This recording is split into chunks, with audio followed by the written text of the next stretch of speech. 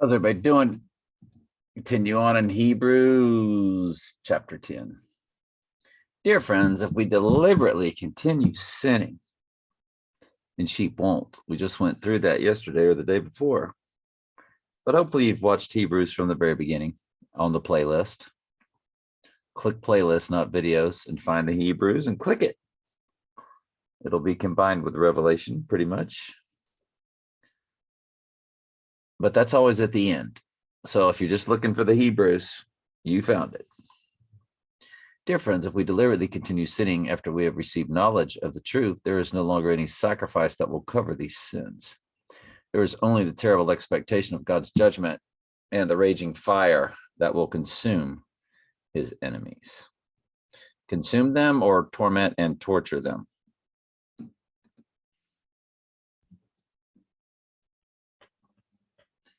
For anyone who refused to obey the law of Moses was put to death without mercy on the testimony of 2 or 3 witnesses. Well, that sounds pretty harsh. Just think how much worse the punishment will be for those who have trampled on the Son of God and have treated the blood of the covenant, which made us holy, as if it were common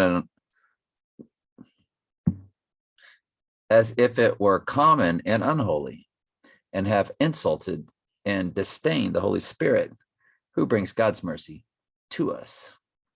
I think that's the unforgivable sin. The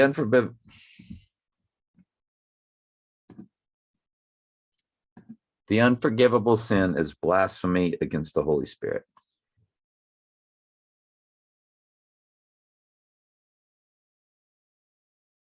John 4:17, John 5:26, John 6:13.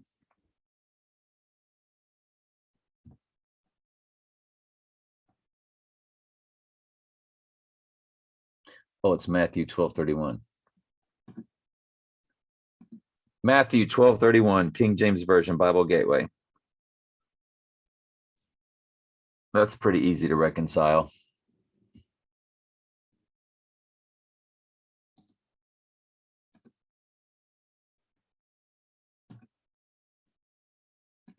John 12:31, King James Version, Bible Gateway.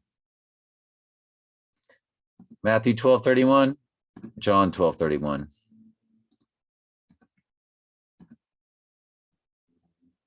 Now the judgment of this world, now shall the prince of this world be cast out.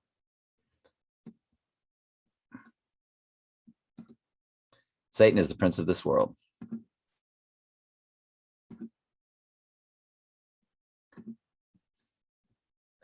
Wherefore I say unto you, all manner of sin and blasphemy shall be forgiven unto men, but blasphemy against the Holy Spirit shall not be forgiven unto men. All manner of sin and blasphemy shall be forgiven unto sheep. Does God forgive goats? Nope. But the blasphemy against the Holy Spirit shall not be forgiven unto goats. The blasphemy of the Holy Spirit is very simple. It's just being a goat living unrighteously. That's all it is. It means you are of your father, the devil. It means you are of the prince of this world. Matthew 12:31, John 12:31. Perfectly reconciled. I don't think it's an accident.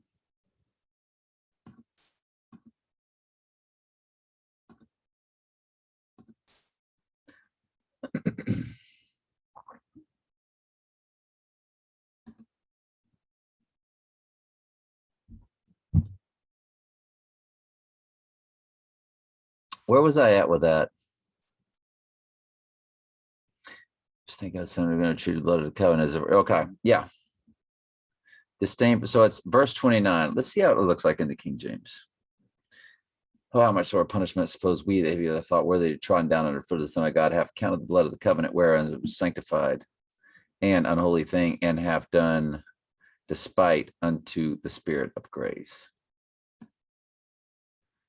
Can goats resist grace? Can they trample on grace? Can they resist grace? Can they put a middle finger to grace? I said that wrong, didn't I? Can sheep reject grace? No. Can sheep reject the Holy Spirit? No. That's what the word predestinate means. It comes from the word hoporizo.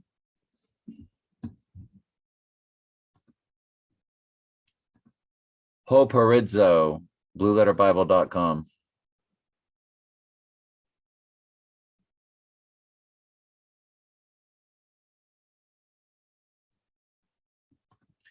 Predestinate, blueletterbible.com, Strong's Concordance.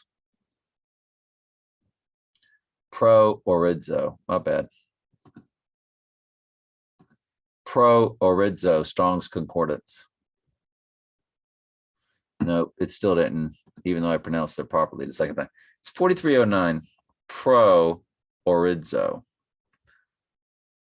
And it's the orizo, if I'm not mistaken.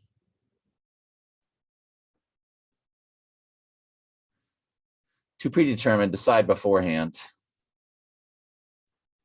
The New Testament of God decreeing from eternity, from the beginning of all things, to foreordain a point beforehand. It's where you get your word horizon from in the Latin. Horizon in Latin, it's the Horus zone. You're trapped in the light. It's the boundary between light and darkness.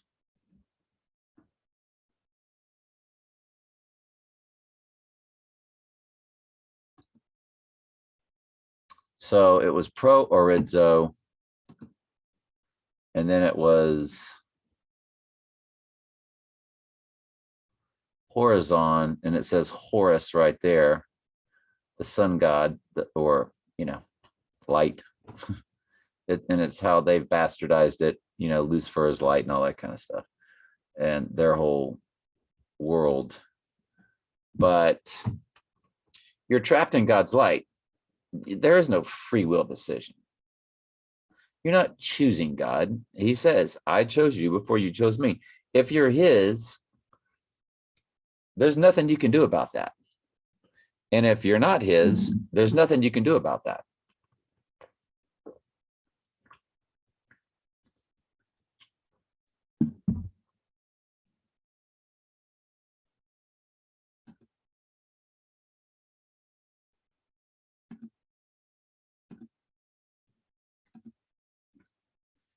So, an unholy thing and hath done despite so unto the Spirit of grace. And they worded it, which made us holy as if it were a common and unholy, and have insulted and disdained the Holy Spirit who brings God's mercy to sheep.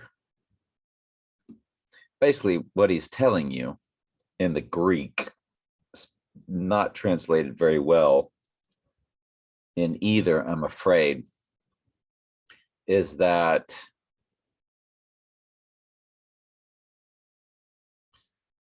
and remember, the Bible is meant to be written as a parable. It is meant to be misunderstood. It is not meant to be just concrete, linear. 1 + 1 = 2, 2 + 2 = 4. Everything is spelled out perfectly. Jesus said, I only came for the lost sheep of the house of Israel. And John 3:16 says, for God so loved the whole world. In other words, Jesus came for the whole world. No.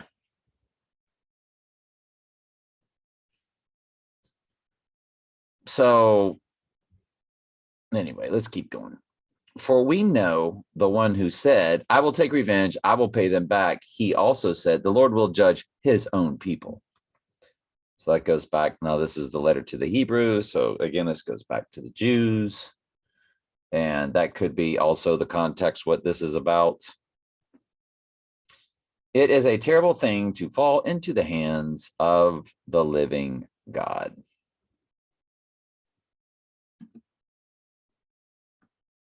It is a fearful thing to fall into the hands of a living God. Well, I'll tell you what we're going to do. We're going to Greek it.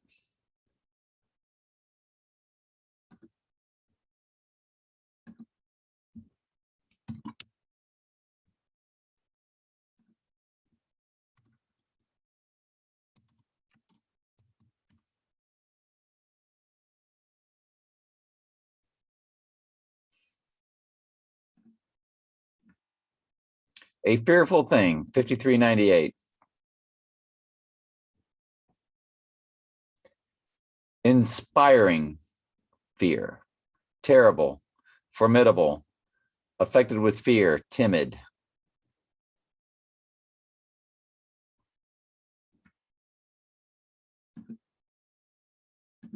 What does the Lord do to us?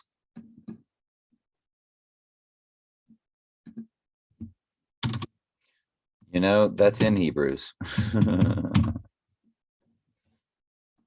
For whom the Lord loveth, he locks you down and thoroughly beats. A scourging is like a beating unto near death,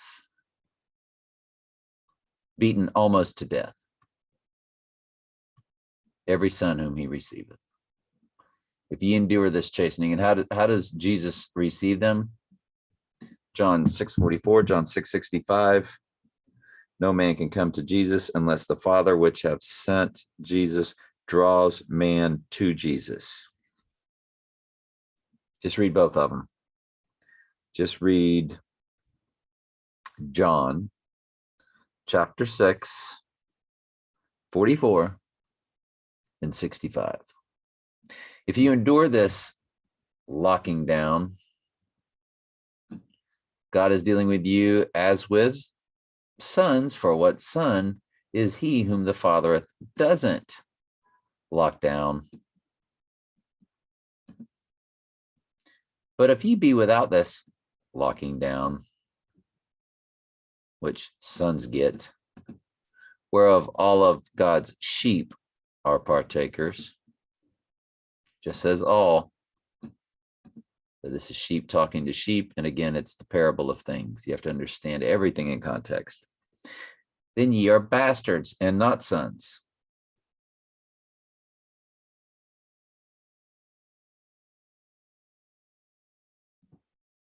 If you're getting locked down and beaten,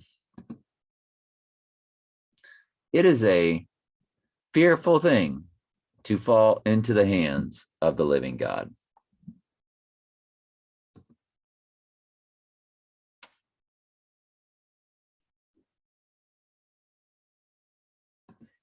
Fear of the Lord is the beginning of wisdom.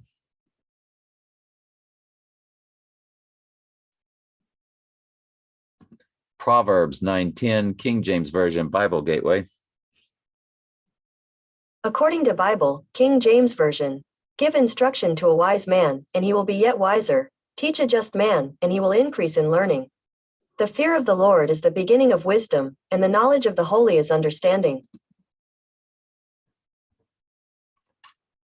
The fear of the Lord is the beginning of wisdom. It is a fearful thing to fall into the hands of the living God, but that is when your wisdom will begin. A call to remembrance the former days in which, after ye were illuminated, notice how they flipped everything into their world. Ye endured a great fight of afflictions.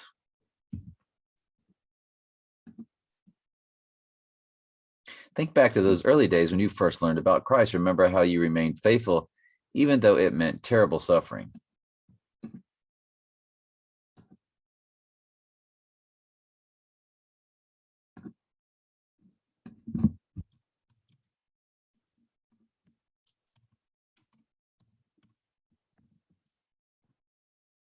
We must, through much tribulation, enter into the kingdom of God.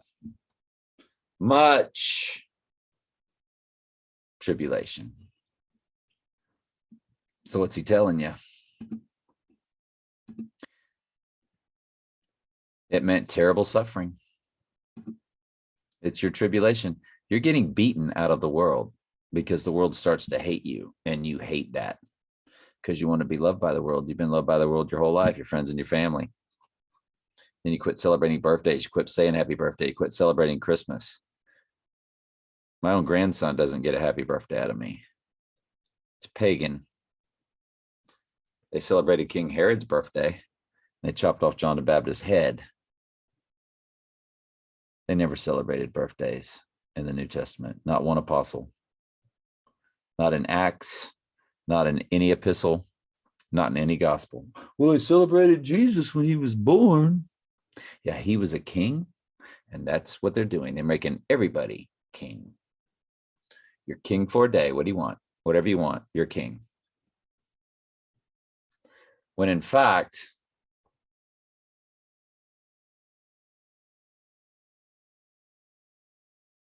they celebrated the birth of the king of the Jews when he was born. They never celebrated it again and again and again. Jesus, it's your birthday. Happy birthday, Jesus. Nope. It's not in there, is it? King Herod's birthday is a pagan. And John the Baptist got his head chopped off because of that birthday celebration.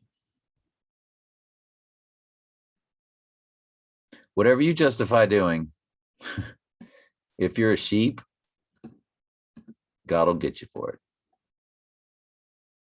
It's just more tribulation. You know the old, you can pay me now or you can pay me later. And again, you don't have any free will in this. It's God's plan for you. But it's like if you don't put forth maintenance on your car with oil changes, transmission fluid changes, all this different stuff that needs to take place in your car. If you don't do those things, your car falls apart. Then you have to spend more money than it would have if you'd have just done the right thing. So since it takes much tribulation to enter the kingdom, and as long as you still, if you're a sheep and you still stay in the world, but you're a sheep, well, there's going to come a time, and it might not be to the great tribulation, where you're going to start suffering on this earth badly because you're going to get the call.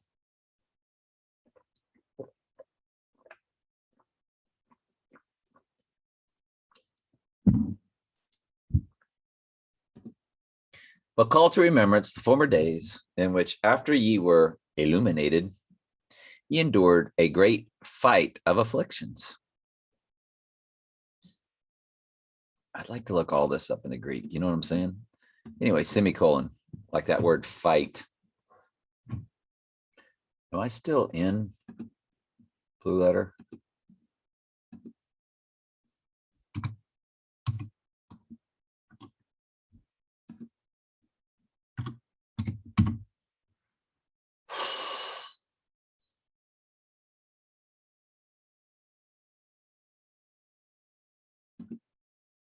It's 32.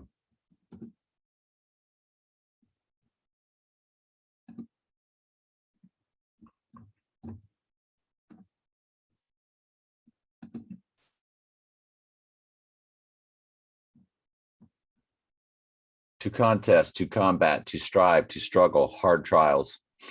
Yeah.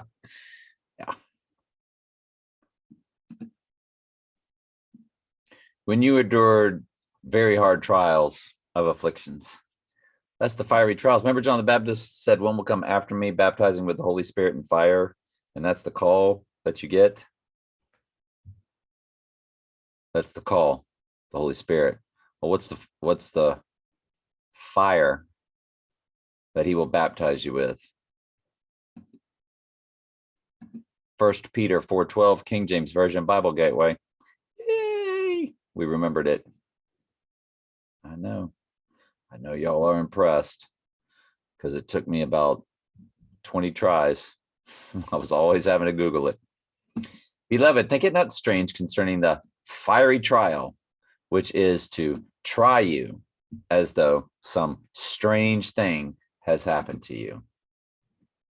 Ye endured a great fight of a. Do you see how it all ties together? Of course you do, because you're a sheep. That's why. You're not getting this in any church, and you're not getting this in any other YouTube site. You're not getting this in any other website. Jim Brown and Grace and Truth Ministries does a great job, a much better job with the stuff that I teach you, but unfortunately, he teaches other stuff that's incorrect. He teaches you should, that tithing is still in play. I don't see none of y'all giving me 10% of your paycheck, whether it be from the government or not. That's because that's not in play in the new covenant, in the New Testament.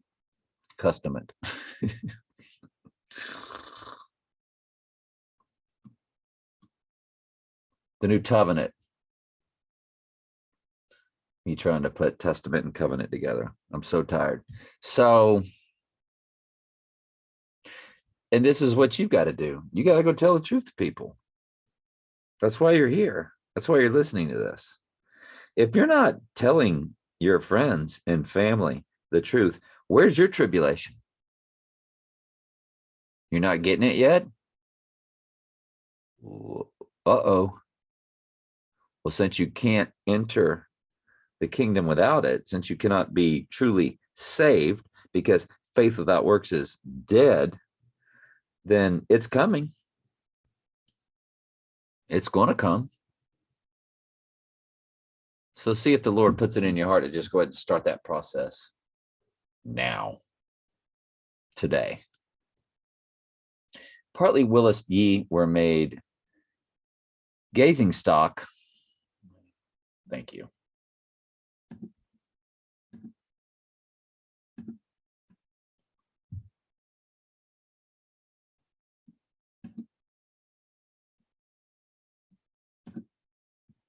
Sometimes you were exposed to public ridicule.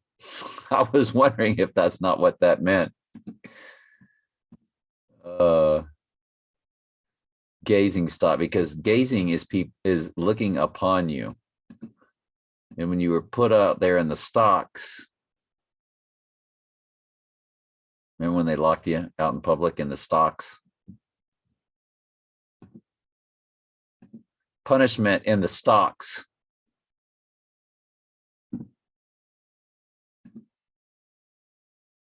So this was more like punishment by people looking at you. I'd like to be doing that was, I'm not even going to say it. Oh, that's funny.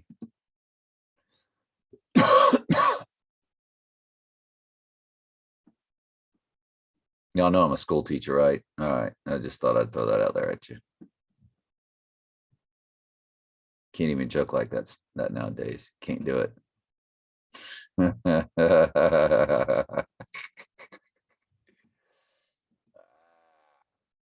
Partly whilst ye were made a gazing stock.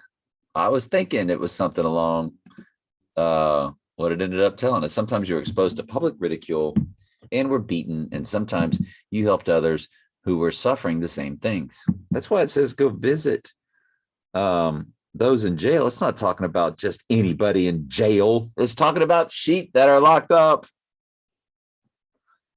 Not visiting just any widow. It's visiting sheep widows. It's not talking about helping the poor. What it's talking about is helping sheep that don't have stuff.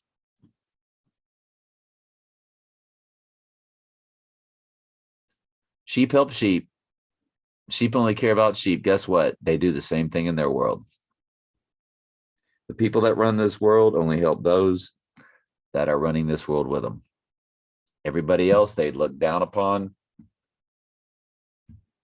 as cattle.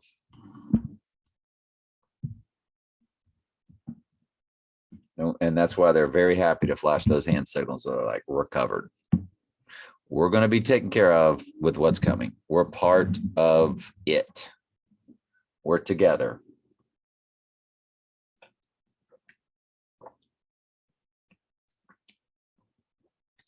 And only the initiated know what's going on.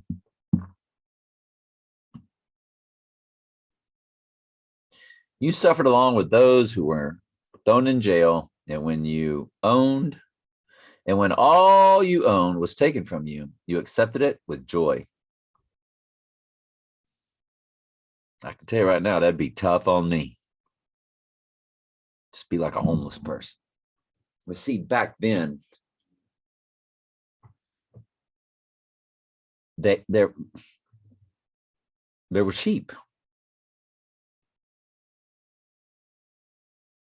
All in these communities. Thessalonica.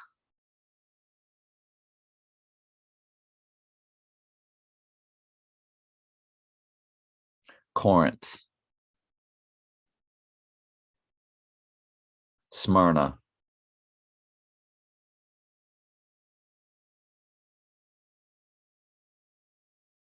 Ephesus. You had a place to go. Communities of sheep. Large communities of sheep. Rome. They throw you to the lions, but you were amongst at least your sheep there. That's what I was telling y'all. Well, that was in my other channel, but I want to share this on my other channel too. There's just not a lot of found sheep right now. The earth has lost sheep all over it. I think the earth has about, if it's 8 billion, what if we had like 10 million sheep on the earth? Right?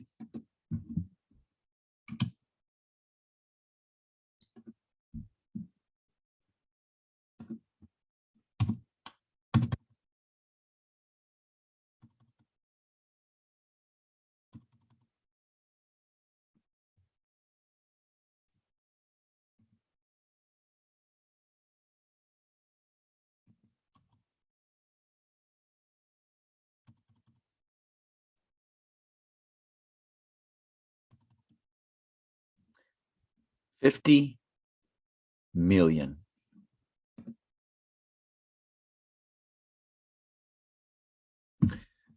That would be 1 out of 160 people. You don't see that today.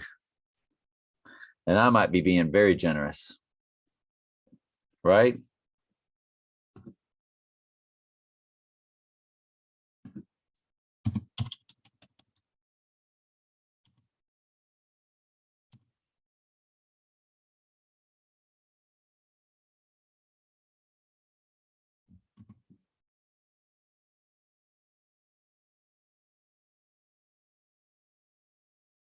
How many people on the earth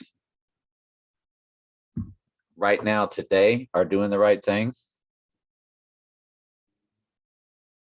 Not celebrating Christmas, not believing in free will.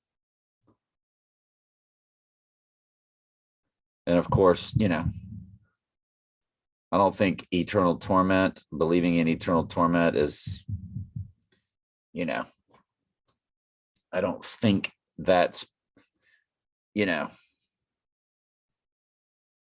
hate to use the expression people use because it's a stupid expression. They'll go, well, that's not a salvational issue. Well, what is a salvational issue? If you're saved, the Holy Spirit will give you the truth. Jesus is the truth. When you seek the truth, you'll find it if you're a sheep. So, and I run into people all the time. They're like, thank you for the hell is not eternal torment. Thank you. I was always, I never really believed in that concept. I can tell you I did until I was shown by a person, my whole Bible study instructor, that it wasn't. But then we later broke off because he tried to pull us into the Hebrew roots movement, keeping the Torah. So I had to go back and start from scratch. And that's what the Holy Spirit did with me. He stuck my nose right in the truth, took me by the ear, and he shoved my nose into the Bible and said, I'm going to teach you the truth. You're not going to be learning it from man anymore. And that's exactly what the new covenant is. Man no longer teaches man to know the Lord, for they shall already know me from least to greatest of them, saith the Lord. Paraphrasing Jeremiah 31:34. How many people do you think are doing the right thing today? Am I being generous? 1 out of 160,000? I don't know about that at all. I can go to New York City. I don't know if I can find one. One that truly believes God doesn't love everybody. He only came for a sheep. There's no free will. He chooses you. He takes you. He beats the world out of you. It's not about a water baptism. There's no rituals you have to do to get saved. You don't have to get dunked in. How many do you think? Now you have to go look. How many is the Lord going to start calling once the four horse of the apocalypse begins? That's my son. Hang on just a second. All right, I got to get moving. I got to visit my son at a certain time, and I'm running late now. Sorry about that. You suffered along with those who were thrown into jail, and all you own was taken from you. You accepted it with joy. You knew there were better things waiting for you that will last forever. And that's I think we all understand that, or you wouldn't be here. All right, we're going to transition from Revelation 10 to 11 after this verse. And he said unto me, thou must prophesy again before many peoples and nations and tongues and kings. And there was given me a reed like unto a rod, and the angel stood, saying, rise and measure the temple of God and the altar and them that worship therein. But the court which is without the temple, leave out and measure it not, for it is given unto the Gentiles, and the holy city shall they tread underfoot 42 months. And I will give power unto my two witnesses, which are the sheep, which are kings and priests. This is in a parabolistic way of telling you what's going to happen to the sheep. And it ends with the removal from the earth. Good grief. Hang on.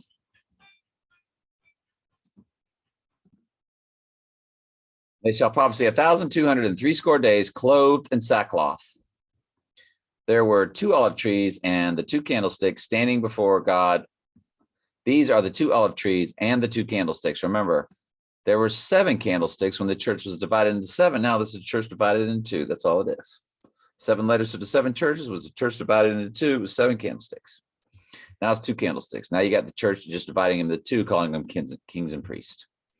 For we are all kings and priests. For we are all kings and priests, Bible verse. Revelation 1:6. So straight out of the book of Revelation, here it is later on in the book of Revelation. Kings and priests, 2 witnesses, standing before God of the earth. And if any man will hurt them, fire will proceed out of their mouth and devour their enemies. And if any man will hurt them, he must in this manner be killed. These have the power to shut heaven, that it not rain, not in the days of their prophecy. And they have power over the waters to turn them into blood. This is during the wrath of God, basically, is what this is a really big parable is what this is.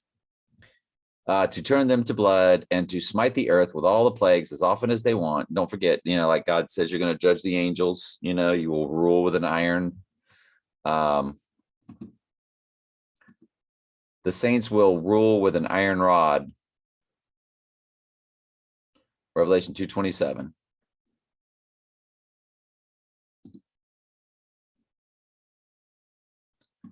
Revelation 2, King James Version, Bible Gateway.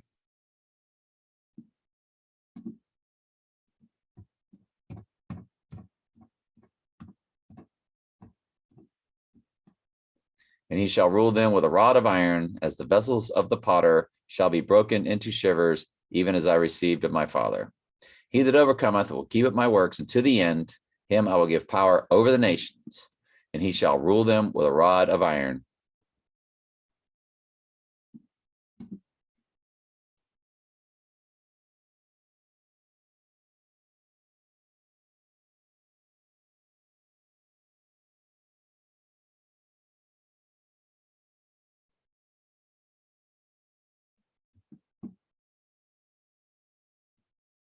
Okay. Anyway, I was trying to figure out where I left off at.